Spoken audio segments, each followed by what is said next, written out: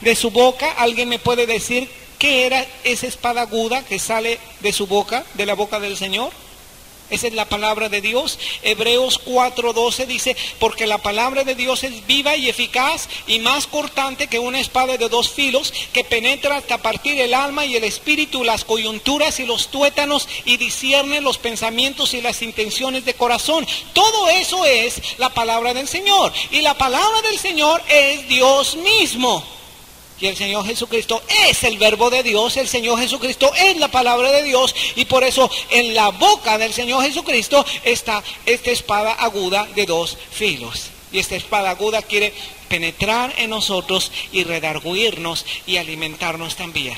En la mano derecha del Señor Jesucristo había 7 estrellas, y cada una de estas estrellas nosotros aprendimos la semana pasada y la antepasada que son todos los líderes de las iglesias. Dice, son los ángeles de las iglesias, pero la palabra ángel quiere decir enviado. Así que eran los líderes de las iglesias de ese tiempo, pero también los líderes de las iglesias de ese tiempo y de todos los tiempos. Amén. Es muy hermoso estar en las manos del Señor. ¿A cuántos les parece que es hermoso? Pero a veces el Señor nos aprieta un poquito, pero luego nos suelta para que nosotros aprendamos. Es decir, nos hace responsables, somos responsables. Y cuando el Señor tiene un mensaje para su iglesia, el líder, el pastor o el encargado de la iglesia, ¿verdad? Que puede tener algún ministerio, apóstol, profeta, evangelista, pastor y maestro. El líder de la iglesia va a dar a conocer el mensaje que el Señor tiene para su iglesia. Amén. Dice, bienaventurado, bienaventurado, qué feliz eres si tú escuchas las palabras de esta profecía. Y así comienza o continúa la visión con el capítulo 2 y 3, que por cierto tienen un pendiente conmigo, todos aquellos de la semana pasada. Así que yo quiero que al final de la clase me pasen ese pendientito, ¿verdad? Que tienen una tarea. En esta tarea, ¿verdad? Los que no la hicieron, por favor, háganla, pongan mucha atención. Esta es la tarea. Van a hacer una lámina así, con columnas y con renglones, de tal manera como está aquí. En cada renglón ustedes van a poner el nombre de cada una de las iglesias a las cuales el Señor Jesucristo envió un mensaje. ¿Cuáles son esos nombres o estas iglesias? La iglesia que estaba en Éfeso, la iglesia que estaba en Esmirna, en Pérgamo, en Tiatira, en Sardis, en Filadelfia, y la iglesia que estaba en Laodicea. Cada uno de estos nombres eran ciudades que tenían ciertas características y que el Señor Jesucristo escogió, porque estas iglesias que estaban allí también tenían ciertas características que se iban posiblemente a repetir a lo largo de toda la historia de la iglesia, y que también podía ese mensaje hablarnos a nosotros. Es decir, el mensaje que el Señor Jesucristo dio a aquellas 7 iglesias de Asia no fue únicamente para aquellas 7 iglesias. Por eso el Señor escogió el número perfecto o el número de la plenitud, que es el número ¿qué? El número 7. Ese número es de Dios, ¿verdad? El número 6 es el número de ¿quién? Es el número del hombre. ¿Por qué? Porque mira, el Señor creó aquí en la tierra ¿en cuántos días? En 6 días. ¿Y qué hizo el séptimo? Lo descansó, lo dedicó a él mismo, ¿verdad? Entonces el 7 es un número que habla de Dios, de la perfección, de la plenitud, y el 6 es un número que habla del hombre. Este simbolismo de números se llama casi hebraísmo, es decir, casi son expresiones hebreas que simbolizan algo y son muy importantes, especialmente en el libro del Apocalipsis. El 6 entonces es designado ¿a quién? Al hombre. Y el 7 a Dios. Quiero que recuerden muy bien eso. ¿Por qué? Porque en el 6º día, ¿quién fue hecho? El hombre. El hombre fue hecho en el 6º día. Por lo tanto, el número 6 le pertenece al hombre, y por eso el anticristo, ¿qué número va a tener? El 666. Más tarde vamos a aprender acerca de esto, ¿verdad? Entonces, nosotros tenemos 7 mensajes a 7 iglesias, comenzando en el capítulo 2. Realmente ya íbamos en el mensaje a Pérgamo, pero vamos a ver un repaso rápido hasta la iglesia de Pérgamo. Dice: escribe al ángel de la iglesia en Éfeso, el que tiene las 7 estrellas en su diestra, el que anda en medio de los 7 candeleros de oro, dice esto. Esta es la primera columna que tú tienes y que dice descripción de ¿quién? De Cristo. Es decir, Cristo se va a describir de una manera muy especial a cada una de las iglesias. Por ejemplo, dime cómo se está describiendo él mismo en la iglesia de Éfeso. De él mismo está diciendo: el que tiene las 7 estrellas en su mano derecha, el que anda en medio de los 7 candeleros de oro, dice esto. Esta es la descripción que el mismo Señor Jesucristo da de sí mismo. Entonces, después de esta columna hay otra columna que se llama elogio. Después del elogio hay otra columna que se llama reprensión. Después de la reprensión hay otra columna que se llama exhortación. Y después de la exhortación hay otra columna que se llama promesa. ¿Verdad? Cada uno de estos mensajes tiene exactamente el mismo orden. Tiene una descripción de Cristo, tiene un elogio, tiene una reprensión, tiene una exhortación y tiene una promesa. Su tarea era solamente poner una lámina, así como esta que estamos viendo, y en cada uno de estos cuadritos colocar la descripción de Cristo, el elogio, la reprensión, la exhortación y la promesa. ¿Amén? Bueno, a ver, ¿quién fue el siervo fiel y prudente que hizo su tarea? Gloria a Dios. Bienaventurado, bien siervo y fiel. Sacará 10. Bueno, mal siervo, infiel. Bueno, escribe al ángel de la iglesia en Éfeso, el que tiene las 7 estrellas en su diestra, el que anda en medio de los 7 candeleros de oro, dice esto. ¿Se acuerda que yo le advertí también que por favor, por ningún motivo, ¿verdad? Como pues yo consideraba que la mayoría de nosotros ya tenía tiempo que no estaba acostumbrado a hacer tareas, ¿verdad? Entonces yo no quiero que diga: ay, pues como no tengo la tarea, entonces no voy a ir al servicio. No ponga de excusa la tarea, ¿verdad? Vamos a tener misericordia si no hace la tarea, porque la tarea es un beneficio para usted. Venga de todos modos al servicio. Yo conozco tus obras y tu arduo trabajo y paciencia. Mire, este es el elogio. El elogio que le está haciendo es que el Señor Jesucristo reconocía las buenas obras de Éfeso. Yo conozco tus obras, tu arduo trabajo y paciencia, que no puedes soportar a los malos, que has probado a los que se dicen ser apóstoles y no lo son, y los has hallado mentirosos. Has sufrido, has tenido paciencia, has trabajado arduamente por amor de mi nombre y no has desmayado. Pero tengo contra ti que has dejado tu primer amor. ¿Esto qué es? La reprensión, ¿verdad? La reprensión. Primeramente dice el elogio, reconoce las buenas obras. Yo conozco tus obras, tu arduo trabajo, tu fatiga, etcétera, etcétera. Estas es las buenas obras. Pero después viene la reprensión. Pero tengo contra ti, ¿de qué? Que has dejado tu primer amor. Fíjese muy bien cómo el Señor Jesucristo primero reconoce las buenas obras y después reprende, ¿verdad? Generalmente nosotros ni siquiera reconocemos las buenas obras, nomás vemos que algo no está bien y reprendemos, ¿verdad? Esto no debe ser así, porque el mismo Espíritu Santo nos enseña que para poder reprender, primeramente necesitamos reconocer algo bueno, ¿verdad? Yo no sé si les había hecho a ustedes esta prueba o no. Si ya se las hice, pues ni modo. Y si no la saben, pues ahí les va. Aquí tenemos un pintarrón.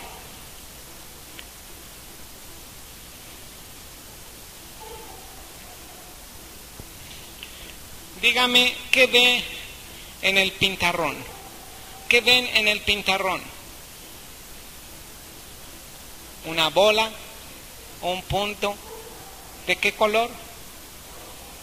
Qué criticones. ¿A poco no ven todo esto que está blanco? Mire, hay más bueno, ¿verdad? Hay mucho bueno. Y sin embargo se quedan mirando a este punto rojo. Nada más aquí, a lo malo, ¿verdad? Siempre así somos, así somos. O sea, mucho está bien, pero sin embargo hay algo que está mal. Eso no nos gusta, esto nos molesta, ¿verdad? Una piedrita que está en tu zapato, ¡ay, esta te molesta! Así que ahí está mal. ¿Sabes una cosa? El Señor Jesucristo quiere corregirnos, sí quiere corregirnos, pero lo hace con mucho amor. Y yo le doy tantas gracias al Señor, que el Señor no viene inmediatamente, ¿verdad? No vino con Éfeso y le dijo, yo conozco que has dejado tu primer amor, arrepiéntete pecador. Y no vino así. Vino primeramente reconociendo sus buenas obras. Yo conozco tus buenas obras, tu arduo trabajo, tu paciencia. Y yo pienso que si usted fuera miembro de Éfeso, usted diría, amén, amén, amén, mi arduo trabajo, mi paciencia, no puedo soportar a los malos, gloria a Dios, ¿verdad? Y ya que usted estuvo bien abierto así, entonces ahí le va. Pero tengo contra ti que has dejado tu primer amor, ¿verdad? Así como cuando se ponen las inyecciones, ¿quién sabe poner inyecciones? ¿Verdad? Lo primero que se hace al poner una inyección, ¿qué es? ¿Verdad que no encaja inmediatamente la aguja? No, primero una sobadita, ¿verdad? Primero un algodoncito y así una sobadita y ya cuando está así fresquito y todo, ¡pah! Y todo el líquido va, y después ¿qué hace? Quita y luego vuelve a sobar otra vez, ¿verdad? Así mismo, es un principio muy espiritual ese. Mire, dice, pero tengo contra ti que has dejado tu primer amor. Recuerda por tanto de dónde has caído y arrepiéntete y haz las primeras obras, pues si no vendré pronto a ti y quitaré tu candelero de su lugar si no te hubieras arrepentido. Una exhortación, una reprensión fuerte. Pero luego mire la sobadita después, dice, pero tienes esto, que aborreces las obras de los nicolaitas, las cuales yo también aborrezco. O sea, pues qué bueno, ¿eh? No todo está mal, no todo está mal. El Señor no va a venir y te va a reprender y te va a condenar. El Señor reconoce aquello que quizá nadie reconoce. Reconoce tu corazón, reconoce tu carga, reconoce tu oración, reconoce aquello que tú tienes, aquello que quizá nadie ve, ni el que vive más cerca de contigo lo ve, pero sin embargo el Señor lo ve. Pero no porque reconoce eso quiere decir que te va a dejar así nomás, porque Dios al que ama disciplina. Los nicolaitas eran un grupo, ¿verdad?, que hostigaban fuertemente a los miembros de la iglesia. La palabra nicolaita viene de dos palabras griegas. Una es Nikao y la otra es Laos. Laos quiere decir laico o congregante, y Nikao quiere decir vencedor. Es decir, se enseñoreaban de la congregación, oprimían a la congregación, y el Señor Jesucristo no estaba de acuerdo con este tipo de personas. También tiene una promesa: el que tiene oído oiga lo que el Espíritu dice a las iglesias.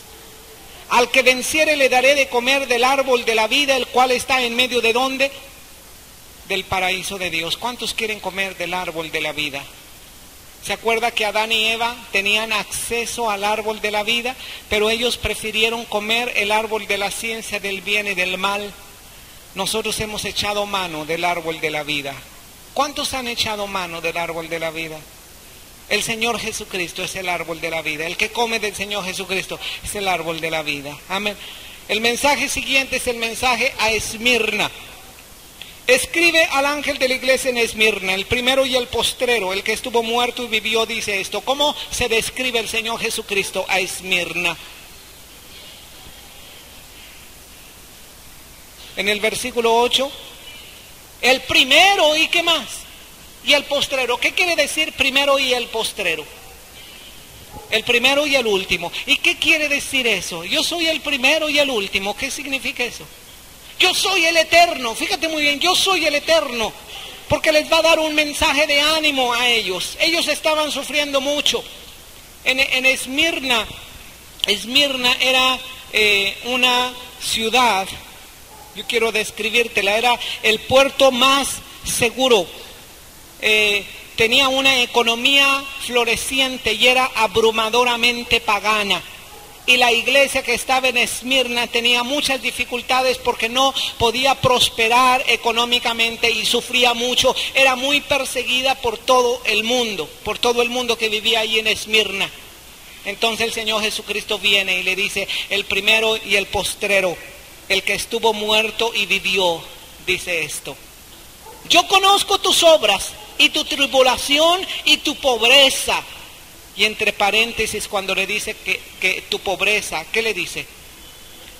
Pero tú eres rico. Levante las manos todos los ricos de la Nueva Esperanza. ¿Eres rico en el Señor?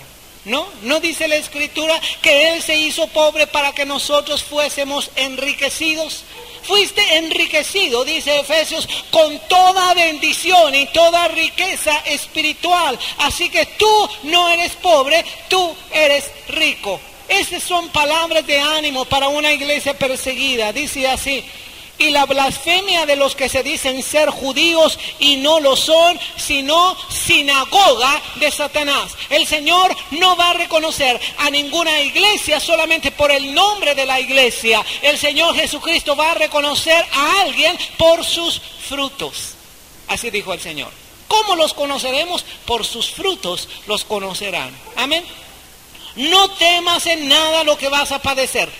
He aquí que el diablo echará a algunos de vosotros en la cárcel para que seáis probados y tendréis tribulación por 10 días.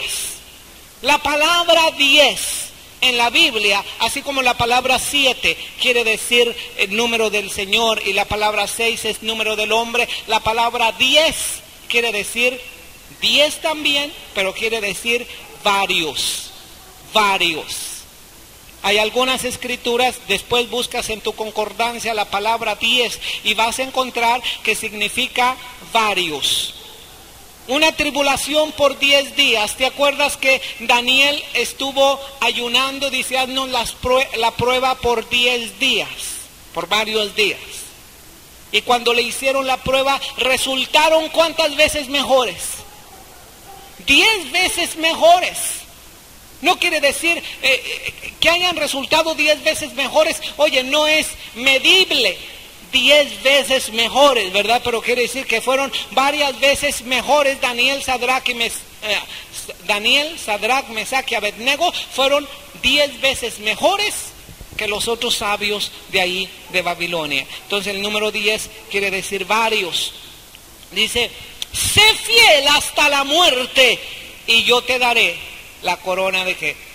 De la vida. Fíjate lo que le estaba diciendo el Señor Jesucristo a Esmirna. Esmirna, tú eres pobre, yo lo sé, pero sin embargo eres rico. Conozco tu tribulación, conozco la persecución, vas a ser probado. Fíjate, aparte de su tribulación, aparte de su pobreza, aparte de la blasfemia de los hijos de Satanás, aparte de todo eso, iban a padecer una persecución por varios días y algunos de los hermanos los iban a arrojar allí en la cárcel. Dime, ¿qué reprensión encuentras en la iglesia de Esmirna? ¿De qué la reprende el Señor Jesucristo? Reconoce las buenas obras, pero ¿de qué la reprende? ¿Sabes una cosa? La iglesia de Esmirna no tiene ninguna reprensión.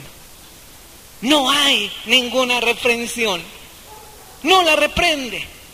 Es decir, si no es necesario, el Señor no va a reprender. Amén. La reprensión es solamente cuando algo está mal. Bueno, ahí en Esmirna, la tribulación, la pobreza, la persecución había servido como un horno de fuego para probarlos. Y la Escritura dice que aquel que es probado en el horno de fuego sale como oro refinado, como plata refinada. Así que ellos eran oro refinado, plata refinada. dice versículo siguiente: sé fiel, la última parte del 10, sé fiel hasta la muerte y yo te daré la corona de la vida. ¿Te acuerdas cómo se describió el Señor Jesucristo a Esmirna? El que estuvo muerto y vivió. Es decir, hay esperanza, aun si tú mueres por causa del Evangelio, tú tienes vida. Amén. Siempre vas a salir ganador, siempre vas a salir vencedor con el Señor Jesucristo. Como cuando Pedro llegó y le dijo: Señor, nosotros hemos dejado todo por causa del Evangelio. Y el Señor Jesucristo le dijo: yo te digo que todo aquel que haya dejado casa, hermanos, tierras, etcétera, etcétera, por causa de mí, del Evangelio, no quedará sin recibir el 100% aquí en esta tierra. Y en la vida futura, la vida eterna. Así que de cualquier manera, tú vas a salir más que vencedor en el Señor Jesucristo. Amén. ¿Cuántos son vencedores? Levante la mano los vencedores. Y ahora levanten la mano los que son más que vencedores. Amén. ¿Sabes una cosa? El Señor te hace vencedor y el Señor te hace más que vencedor. Algunos se preguntan cuál es la diferencia entre ser vencedor y más que vencedor. Yo encontré una diferencia a través de una ilustración. En alguna ocasión la compartí a algunos de los que estaban aquí. Mire, en una ocasión había un boxeador. Entonces este boxeador tenía una pelea estrella. En esta pelea estrella le iban a pagar una fortuna muy muy grande si él resultaba vencedor. Bueno, él tuvo esta pelea, ¿verdad? Estrella, ganó en la pelea, pero lo dejaron todo magullado, lo dejaron todo golpeado, lo dejaron todo amoratado, ¿verdad? Y entonces, pero él llegó con su cheque en la bolsa, ¿verdad? Entonces llegó y llegó a su casa y tocó, timbró ahí en su casa y sale su esposa, ¿verdad? Así toda glamorosa y perfumada y bañada y muy linda, ¿verdad? Y lo vio todo golpeado. Le dice: ¿y qué pasó? Le dice: bueno, pues saca su cheque y dice: yo soy vencedor. Y entonces ella coge el cheque y le dice: pues yo soy más que vencedora. Yo soy más que vencedora. ¿Por qué? Porque él tuvo que pasar la pelea y ella recibió los beneficios de alguien que pagó el precio por la pelea, ¿verdad? Así mismo es con el Señor Jesucristo. El Señor Jesucristo pagó el precio. Él fue vencedor, Él venció al diablo. Pero dice la Escritura: nosotros somos más que vencedores en el Señor Jesucristo. Amén. La iglesia de Pérgamo, ahí, esta ciudad de Pérgamo tenía una mezcla de poder político, de adoración pagana, una sofisticación académica, tenía una universidad y había unas prácticas tremendas de ritos paganos. Esta ciudad de Pérgamo tenía una influencia espiritual satánica fuerte. ¿Cuántos saben que en las ciudades siempre quieren Satanás tener sus hombres fuertes, sus gobernadores? Porque hay jerarquías en los demonios, como vemos en el libro de Daniel, que había un príncipe ahí en Persia, era un demonio, y tuvo que venir el arcángel Gabriel y luego el arcángel Miguel para pelear contra ese príncipe de Persia. Hay príncipes, hay demonios en ciudades, y nosotros, la iglesia del Señor Jesucristo, tiene que estar luchando en el Espíritu, tiene que estar luchando. Y hay una promesa para la iglesia, dice: las puertas del Hades no prevalecerán contra mi iglesia. Porque sabes una cosa, muchos cristianos tienen miedo cuando saben que cierta ciudad tiene una influencia satánica. ¿Sabes que el Señor Jesucristo te hizo más que vencedor? Y las puertas del infierno no van a prevalecer, no van a durar contra la fuerza de la iglesia. Tú eres la iglesia del Señor Jesucristo, tú eres la fuerza del Señor Jesucristo y tú estás destinado a ganar. Amén. Había tanta influencia ahí en Pérgamo, que decían que Pérgamo era el trono. Ahí en esta ciudad Satanás tenía su trono.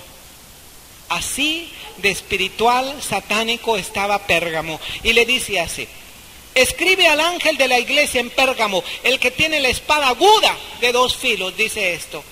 ¿Qué es la espada aguda? La palabra de Dios. Yo conozco tus obras y dónde moras, donde está, ¿qué? El trono de Satanás. Pero retienes mi nombre y no han negado mi fe, ni aun en los días en que Antipas, mi testigo fiel, fue muerto entre vosotros, donde mora Satanás. ¿Sabes quién era Antipas? Antipas fue un siervo del Señor, un cristiano, que estaba predicando y él se metió ahí en Pérgamo a testificar del Señor Jesucristo. ¿Sabes lo que le sucedió a Antipas? Antipas lo tomaron los de Pérgamo e hicieron un becerro de bronce hueco y metieron a Antipas en ese becerro de bronce hueco y lo cocinaron vivo. Esto le sucedió a Antipas. Él fue un mártir y dice que yo sé dónde moras, yo conozco que moras en un lugar difícil.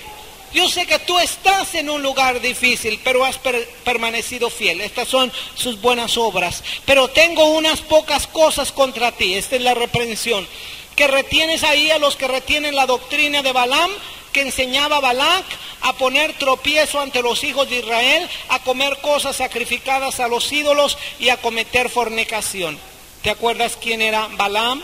Balaam, aquel era el profeta que fue enviado por Balac a maldecir al pueblo de Israel, pero como Balac no pudo hacer que Balaam maldijera al pueblo de Israel, porque cada vez que quiso maldecir, Balaam, en lugar de maldición, hubo bendición. Y una de las profecías de Balaam decía, porque Dios no es hombre para que mienta, ni hijo de hombre para que se arrepienta. Él lo dijo y no lo hará, lo habló y no lo ejecutará. Así que sea el nombre del Señor bendito. Amén. ¿Sabes una cosa? Balaam, como no pudo maldecir al pueblo de Israel, aconsejó a Balac y le dice, mira Balac, envía un grupo de tus mujeres hermosas ahí de las moabitas, los envías a los campos de Israel, que inciten a los israelitas que los saquen afuera del campamento, y afuera del campamento los van a enseñar a idolatrar. Ellos, los moabitas y muchos otros paganos, ellos idolatraban fornicaban delante de sus ídolos. Y por eso trajeron la ira de Dios al pueblo de Israel. En un día, dice la Escritura, que murieron 23,000 judíos. ¿Quién fue el responsable de todo eso? Balaam, ¿verdad? Balaam, porque Balaam aconsejó a Balac, lleva tus mujeres y saca a los israelitas, porque de esa manera el Señor mismo va a maldecir a su propio pueblo. Así que todo aquel que pone tropiezo a los hijos del Señor, ese tiene una doctrina de Balaam. Por eso dijo el Señor Jesucristo, más le valiera ponerse, ¿qué? Una piedra de molino y arrojarse. ¿Quién conoce las piedras de molino? ¿Verdad? Unas piedras de molino. Bueno, las piedras antiguas, ¿verdad? Que se colocara una piedra de molino, una piedra pesada, y se arrojara al mar.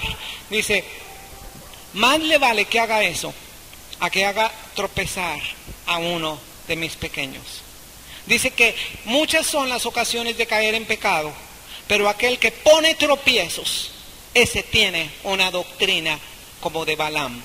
Y retenía él algunos en su iglesia.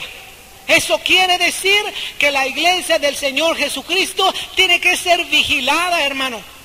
Tiene que ser cuidada.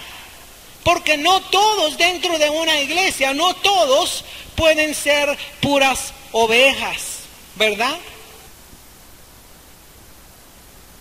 Lobos, hay cabritos, y hay unos que yo llamaría que son lobejas, porque son mitad lobos y mitad ovejas. A veces son lobos, a veces pues son lobejas, ¿verdad?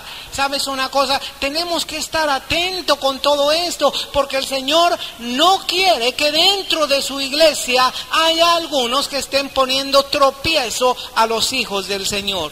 Dice versículo siguiente: también tienes a los que retienen la doctrina de los nicolaitas, los cuales yo también aborrezco. Es decir, los líderes de la iglesia de Pérgamo no se habían puesto enérgico ni con los nicolaitas ni con los de la doctrina de Balaam. Por tanto, arrepiéntete, pues si no, vendré pronto a ti y pelearé contra ellos con la espada de ¿qué? De mi boca. ¿Qué era la espada de su boca? La palabra. ¿Sabes que la palabra es poderosa? La palabra es poderosa para edificación, pero también es poderosa para destrucción. La palabra es poderosa para levantar, pero la palabra es poderosa para destruir.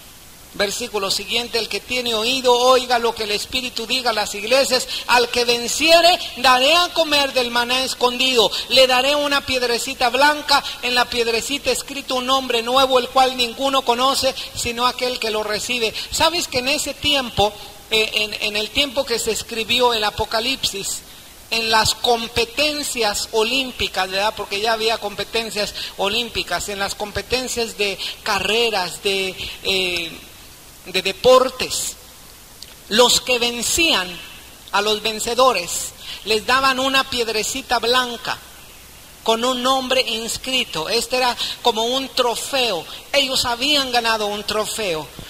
Se está refiriendo a ese mismo trofeo. Si tú tienes oído para oír y tú pones en práctica las palabras del Señor y tú eres vencedor, porque esa piedrecita blanca, ese trofeo, el Señor lo va a dar, pero solamente a los vencedores. Como dice Pablo: de esta manera yo corro. Dice, yo corro en la carrera, pero de la manera para vencer, como para llegar a la meta. De esa manera nosotros tenemos que correr. Amén. Y no vamos solos, hermanos, no vamos solos. El Señor está con nosotros. Y como dice la Escritura, si Dios es conmigo, ¿quién contra mí? Todo lo puedo en Cristo que me fortalece. El mensaje a Tiatira. Tiatira era la ciudad menos importante de las 7 ciudades. Ahí en Tiatira había una industria de teñido de telas de púrpura. En la Escritura se muestra a la primera mujer europea convertida. ¿Alguien recuerda quién fue la primera mujer europea convertida? Ahí en Filipos, cuando llegó Pablo a Filipos y se convirtió la primera mujer de Europa, ella se llamó Lidia. Ella tenía un negocio de teñir telas de púrpura. Antes no se usaban las telas ya de colores, tenían que teñirlas. Y el teñido de púrpura era un teñido muy caro. Pues ahí en esta iglesia, en esta ciudad de Tiatira, había una industria de teñido de telas de púrpura. Entonces ahí en esta ciudad había sindicatos, pero unos sindicatos muy especiales, porque en estos sindicatos había paganismo e inmoralidad. Así que piensa en todos aquellos cristianos que estaban allí en Tiatira, no tenían ningún favor con los sindicatos. También había un templo pagano con un poderoso oráculo femenino. Un oráculo quiere decir mujeres que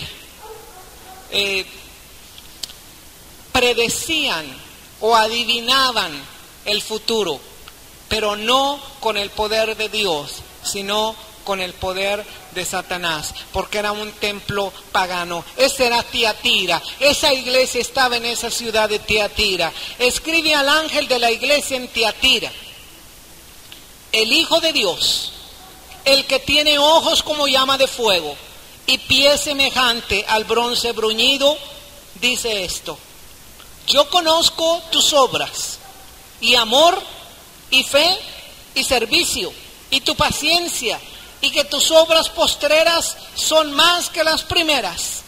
Pero tengo unas pocas cosas contra ti, que toleras que esa mujer Jezabel, que se dice profetiza, enseñe y seduzca a mis siervos a fornicar y a comer cosas sacrificadas a los ídolos. Y posiblemente tú te preguntes, bueno, pero ¿cómo era posible que en ese... A veces nosotros pensamos que las iglesias, las primeras iglesias eran tan santificadas, ¿verdad? Que eran tan espirituales. Y algunos hermanos dicen, ay, pues a mí me hubiera gustado, a mí me gustaría haber estado en una de esas iglesias primeras, en una de esas iglesias primitivas de los primeros cristianos, llenas del fuego, llenas del Señor, llenas del compromiso. Pues algunas sí, pero otras no.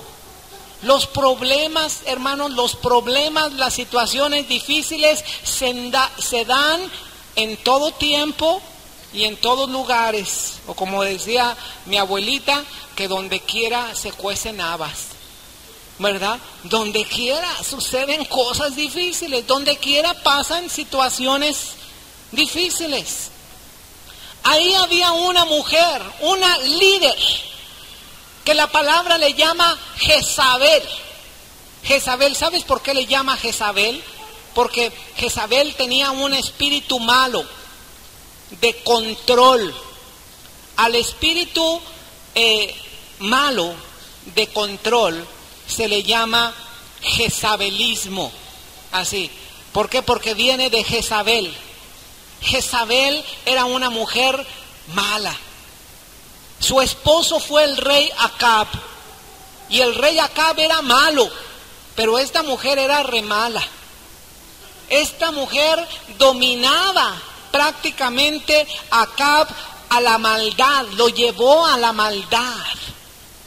En una ocasión Acab, dice la escritura, que llegó muy triste, porque uno de sus siervos, uno de los hombres de ahí de su tierra, no le quiso vender su terreno.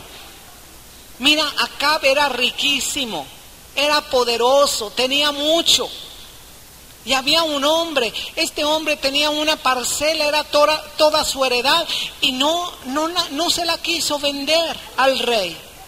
Entonces el rey se fue enojado, así como niño malcriado, ¿verdad? Se fue y no quiso comer. Y Jezabel, pues ¿qué tienes? Le dijo, pues fulanito que no me quiso vender su heredad. ¿Ah? ¿Que no te la quiere vender? Si tú eres el rey, vamos a ver si no te la vende. ¿Sabes una cosa? Jezabel fue e hizo una matanza y le quitó esa tierra a ese hombre. Jezabel era mala, pero el fin de Jezabel también fue terrible. Jezabel se cayó de una altura muy grande y los perros se la comieron. El fin de Jezabel fue terrible. Pero el mismo espíritu pues se transmitió, ¿verdad?, de generación en generación, y entonces llegó en esta fecha. Y esa mujer tenía el mismo espíritu de control. Y ahí, durante esa época, había dos corrientes filosóficas. Una corriente que se llamaba de los estoicos.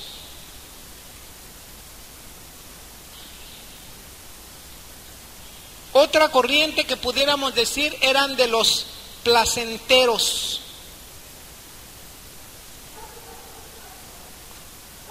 No recuerdo en este momento cómo se llama esta expresión del... epicúreos y estoicos, pero era hedonismo, el hedonismo, esta es la expresión que estaba buscando. Los hedonistas. La palabra hedonismo quiere decir la búsqueda del placer. ¿Sabes que había estas dos corrientes doctrinales o filosóficas en ese tiempo? Una, la de los estoicos, la que decían que el espíritu era bueno y todo lo natural, todo lo carnal era malo, y por lo tanto tenías que suprimir todos tus gustos naturales. Y los estoicos se caracterizaban porque siempre había mandatos de no gustes, no hagas, no pruebas, puras reglas de no hagan, no digan, no vayan, no vengan, no usen, no coman, no esto. Estos eran los estoicos. Los otros se iban al otro extremo, ¿verdad? Y decían, bueno, como el espíritu es totalmente bueno, la carne es totalmente mala y no va a cambiar la carne, pues entonces dale vuelo a tu carne, ¿verdad? Haz todo lo que tú quieras, todo lo que te guste, todo lo que te produzca placer, que no es malo. Y así ellos fornicaban, comían cosas sacrificadas a los ídolos, hacían todo tipo de desmanes, no era libertad, era libertinaje. Esta mujer estaba dentro de esta iglesia de Tiatira y la toleraban. Toleraban que esa mujer se llevara a los jóvenes de la iglesia, se llevara a los hombres de la iglesia y los sedujera y los hiciera que fornicaran y que comieran cosas sacrificadas a los ídolos y que fueran idólatras. El Señor escribió a esta iglesia, dice así: le he dado tiempo para que, ¿qué? Sabes, el Señor es misericordioso, ¿verdad? El Señor da tiempo, sí da tiempo, pero no quiere arrepentirse de su fornicación. He aquí, yo la arrojo en cama. ¿Qué quiere decir la arrojo en cama? En enfermedad, en enfermedad, en gran tribulación a los que con ella adulteran, si no se arrepienten de las obras de ella. ¿Sabes una cosa?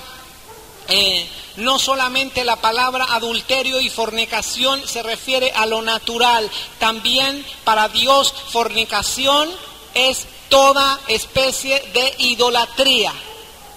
Ellos eran idólatras. Y a sus hijos heriré de muerte, y todas las iglesias sabrán que yo soy el que escudriña la mente y el corazón, y os daré a cada uno según vuestras obras. Pero a vosotros y a los demás que están en Tiatira, y a cuantos no tienen esta doctrina y no han conocido los que ellos llaman, ¿cómo les llaman? Las profundidades de ¿quién? De esa, así le llamaban, fíjate, en esto estaban metidos y eran miembros de una iglesia. ¿Puedes tú pensar eso? ¿Puedes tú pensar eso? Sí. ¿Cómo pueden ser miembros de una iglesia? ¿Sabes lo que está sucediendo hoy en día? Hoy en día se está aumentando y aumentando la corriente de satanismo en todo el mundo, especialmente en las naciones que el mundo dice que son más avanzadas, ¿verdad? Por su ciencia o por su economía floreciente y todo. El satanismo está imperando de una manera tan fuerte que mucha gente está enrolada en grupos satánicos, incluyendo gente cristiana. Sabes que hace poco tiempo una misionera que conocí dijo que había ido a los Estados Unidos y había visitado a la que normalmente había sido su iglesia local. Entonces ella había asistido a su iglesia local y el Señor le reveló en el Espíritu, y más tarde fue confirmado, que 2 personas de la iglesia estaban en un grupo satánico. Y estas 2 personas de la iglesia eran parte del grupo musical de la iglesia. Y sabes que los satanistas están dando clases a los niños y están involucrándose en las iglesias para destruir las iglesias. Los satanistas están orando a Satanás con fervor, porque tú lees algún libro que trata de esto. Mira, hay un libro tremendo que tiene unas cosas que tú lo lees y tú dices, bueno, ¿será mentira o será verdad? ¿O qué será lo que está aquí? Porque son cosas tan horribles, tan tremendas. Este libro se llama Él vino a dar libertad a los cautivos. Yo te aconsejo que si tú oras mucho y estás bien en el Señor, te aconsejo que leas ese libro. Si no, no lo leas. No te va a edificar, no lo leas. Trae cosas tan tremendas como manifestaciones satánicas y la manera en que los satanistas adoran a Satanás. Ellos lo consideran el Dios verdadero. Y en sus cultos satánicos ellos prácticamente aúllan a Satanás, pero gritan y se regocijan y levantan el nombre de Satanás. ¿Sabes que nosotros tenemos que hacer esto con el Señor Jesucristo? Tienes que dar absolutamente todo. Y a ver, cuando yo estaba leyendo ese libro sentía tanta molestia, ¿verdad? De muchos cristianos que no invierten todo su ser en estar alabando y estar adorando al Dios verdadero, a nuestro Padre que es tan bueno y que es tan fiel. Y sin embargo, mucha gente está tan involucrada haciendo cultos satánicos. Pues sabes que uno de estos músicos era sobrino del pastor. Bueno, aquí.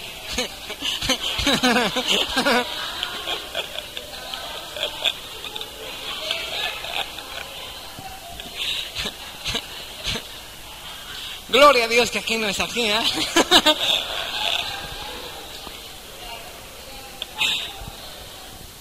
No, mire, de veras, en esa iglesia de Estados Unidos, uno de los músicos, sobrino del pastor, estaba metido en grupo satánico. Y no salió, o sea, no salió de la iglesia, lo toleraban ahí. Entonces decimos, ay, pero qué mundanotes eran allí, ¿verdad? Pues ahora en día también, hoy en día también se repite eso. ¿Sabes lo que el Señor está pidiendo de su iglesia? Está pidiendo compromiso. Y nosotros nos asustamos de todas las cosas que estamos viendo aquí, pero sabes una cosa, si tú colocas a algo o a alguien en el primer lugar, tú estás idolatrando.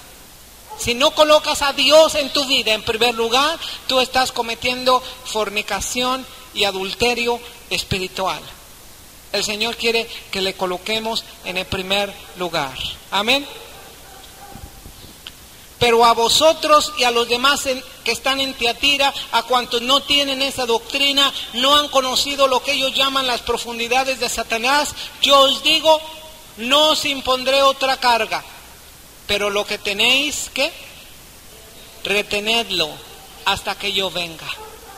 Lo que tú tienes, reténlo. Lo que tienes bueno, reténlo. Lo que tienes malo, échalo a un lado. Lo que tienes por morir, haz que el Señor le dé vida.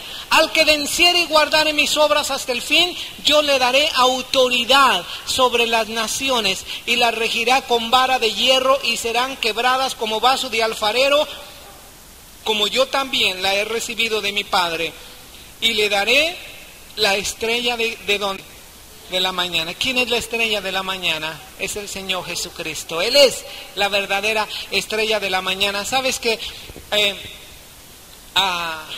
la estrella de la mañana es el Señor Jesucristo? No es la Virgen María. La Virgen María tiene su lugar en la Escritura. Nadie puede quitarle ese lugar que tiene en la Escritura. Ella es bienaventurada, es bendita entre todas las mujeres. Ella fue la madre del Señor Jesucristo. Pero la estrella de la mañana es el Señor Jesucristo. Yo le daré la estrella de la mañana. El que tiene oído, oiga lo que el Espíritu dice a las iglesias. Mira, estos mensajes no son únicamente para Éfeso, para Esmirna, para Sardis, para Tiatira, para Pérgamo. Estos mensajes son para aquel que tenga oído para oír. ¿Quién tiene oído para oír? Tener oído para oír quiere decir disposición para oír. Tal vez hasta donde tú has leído, ya el Espíritu Santo te ha de haber hablado en algún área de tu vida, en algún punto de tu vida. Así que, ¿qué vas a hacer con aquello que el Señor te ha dicho? No puedes decir, ese mensaje fue para la iglesia de Esmirna, de Tiatira. No, ese mensaje es para aquel que tenga oído para oír. Amén. Versículo 3, capítulo 3. El mensaje, ¿a quién? A Sardis. Mire, la iglesia de Sardis fue una ciudad. La iglesia de Sardis fue una iglesia que estaba en la ciudad de Sardis. Y la ciudad de Sardis había tenido mucha gloria, mucho esplendor, como en el año 500 antes del Señor Jesucristo. La iglesia de Sardis había sido conquistada, había sido destruida, pero luego había sido reconstruida. Y todos los que estaban en la iglesia de Sardis miraban a la gloria pasada. Siempre recordaban a la Sardis del pasado. No estaban conformes a la Sardis del presente. Y siempre estaban añorando la Sardis del pasado.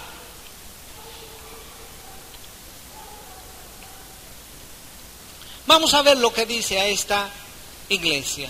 Escribe al ángel de la iglesia de Sardis, el que tiene los 7 espíritus de Dios y las 7 estrellas, dice esto: yo conozco tus obras, que tienes nombre de que vives y qué más, y estás muerto. Qué palabras tan tremendas, qué palabras tan tremendas. Dime, ¿qué obras buenas tenía Sardis? Pues aquí no se le ve ninguna obra buena. Dice, yo conozco tus obras, que tienes nombre de que vives y estás muerto. ¿Qué quiere decir eso? Que tenía nombre de que vivía y estaba muerto. ¿Sabes quién tiene nombre de que vive? Todo aquel que se dice que es cristiano tiene nombre de que vive. Todo aquel que dice que el Señor Jesucristo es su Salvador y Señor tiene nombre de que vive.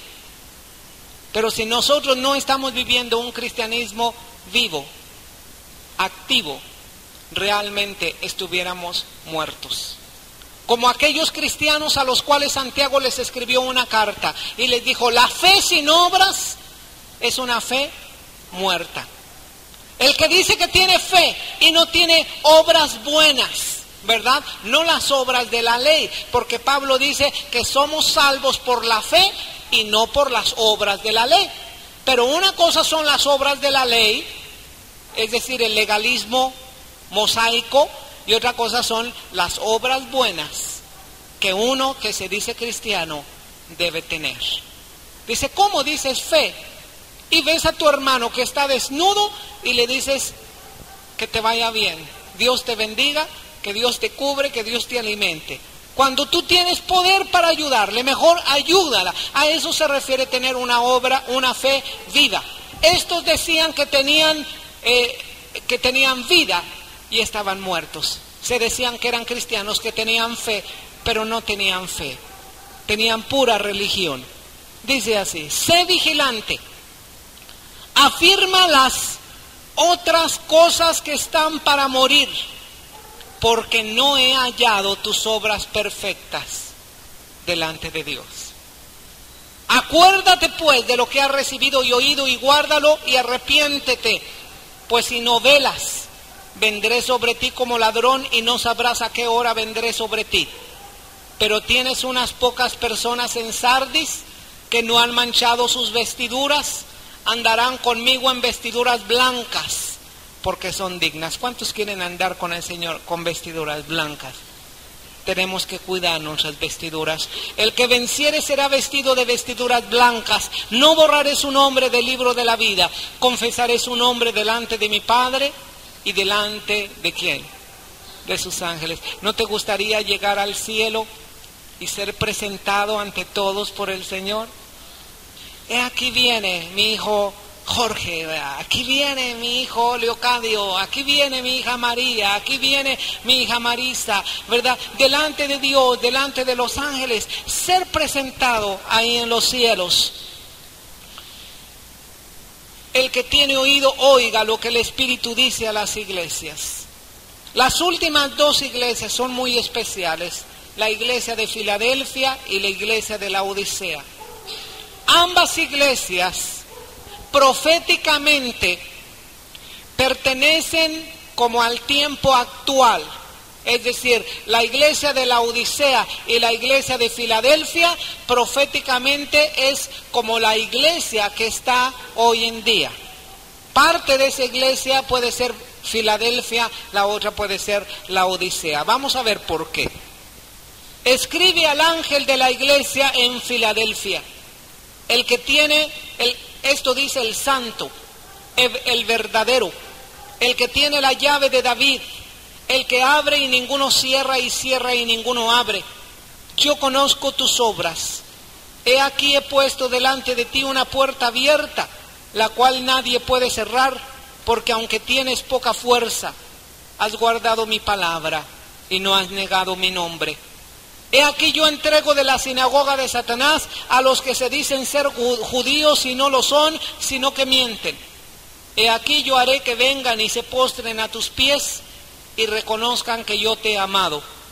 Por cuanto has guardado la palabra de mi paciencia, yo también te guardaré de la hora de la prueba que ha de venir sobre el mundo entero para probar a los que moran sobre la tierra. He aquí yo vengo pronto. Retén lo que tienes, para que ninguno tome tu corona. Al que venciere, yo lo haré columna en el templo de mi Dios, y nunca más saldrá de allí. Y escribiré sobre él el nombre de mi Dios, y el nombre de la ciudad de mi Dios, la nueva Jerusalén, la cual desciende del cielo de mi Dios, y mi nombre nuevo. El que tiene oído, oiga lo que el Espíritu dice a las iglesias. Filadelfia era una ciudad que había sido destruida y luego reconstruida. Filadelfia era un centro vinícola, y como centro vinícola adoraban al dios al dios Baco, así se llama, el dios borracho, el dios de los ebrios, el dios del vino, el dios Baco. Los cristianos eran tremendamente perseguidos ahí en Filadelfia. Pero como dice una palabra que viene de esta palabra, Filadelfia, esta iglesia era fiel. Esta iglesia permanecía fiel a pesar de su tribulación. No era una iglesia grande, no era una iglesia fuerte, no era una iglesia con prestigio grande, pero era una iglesia que había permanecido fiel. Sabes que a esta iglesia tú no le vas a encontrar tampoco ninguna obra mala, no le vas a encontrar ninguna reprensión. Tiene muchas obras buenas. Sabes que el Señor siempre se va a fijar en aquello que normalmente no se fija el hombre. El hombre ve la apariencia. Nosotros nos fijamos en este punto rojo. El Señor no solamente ve eso, el Señor ve todo. Nosotros vemos lo que está delante de nuestros ojos. El Señor ve el corazón. Nosotros vemos la apariencia. El Señor pesa los espíritus. El Señor pesa las intenciones. Y aunque tú pienses que tienes poca fuerza, aunque tú pienses que seas débil, si no has negado el nombre del Señor Jesucristo, tú perteneces a esta iglesia de Filadelfia. Tú perteneces siendo parte de esta iglesia. Esta iglesia tiene una promesa. La promesa que van a ser guardados de la gran tribulación